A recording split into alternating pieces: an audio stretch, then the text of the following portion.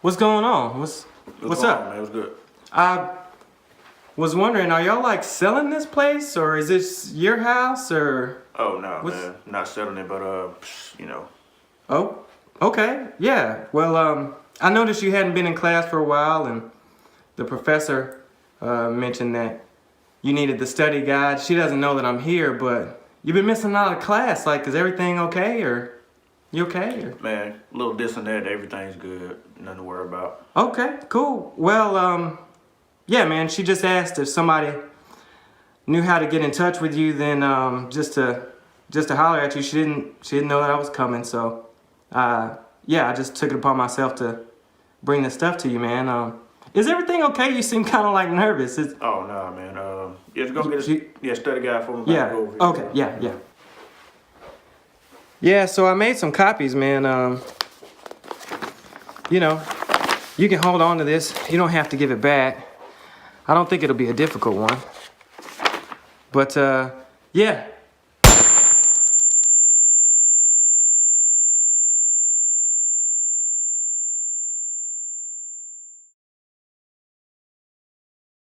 Yeah. So I guess we good, right? I'm in everything. No, wait a minute. So he shot that guy? Yeah, I guess he did. But why? That doesn't make much sense. Wait, so what do you mean?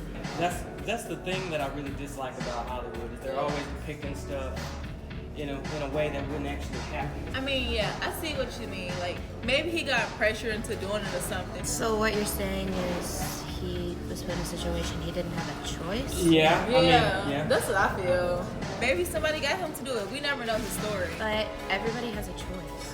Not exactly. I could imagine that if I was in a similar position and my parents didn't know any politicians or, you know, my dad didn't have money, that I'd probably sell drugs too, or maybe even kill somebody. I mean, I don't know. It just wouldn't happen like that. It just Trying to wouldn't say happen. that like me and my family, like we have white privilege.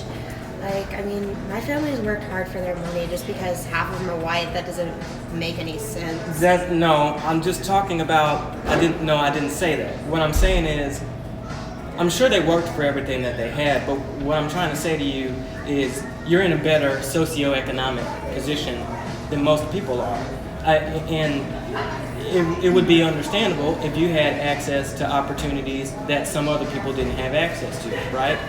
Which means you wouldn't have to sell drugs or gangbang in order to make a living for yourself. Think about all the headlines in the past few years of people of color getting murdered by police. Not all of them deserve that. And it's partly due to TVs and movies depicting black characters as something to be afraid of. And I've really got an issue with that. And they always depict white characters as docile. And we need to start being more fair and start depicting people in a more equitable way. When black people commit crime, it's not black on black crime, it's just crime. When white people commit crime, they call it crime. Why can't we do the same with black people? So, how should the media be depicting people of color in crime? Okay, let's maybe say that they showed the guy who was doing the shooting. He's talking to his boss or something.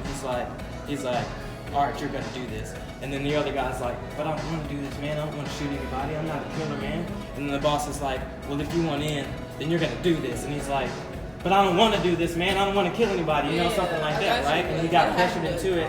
And then it's like, if you want to get in and you want to provide for your family, then you'll do this, period. And then we fast forward, and next thing we know,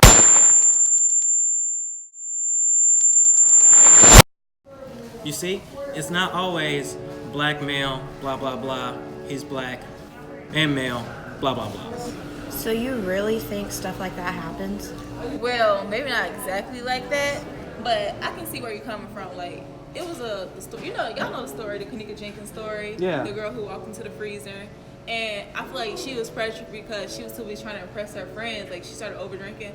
But the thing is, we don't know if she walked into the freezer herself or somebody looked at her like, oh yeah, she's drunk, I'm gonna take advantage of her and go put her in this freezer. Right. Yeah, so it was just like stories like that. Like, the pressure, it's a lot. But it's not like police are just going around here like shooting people for fun or murdering people for fun.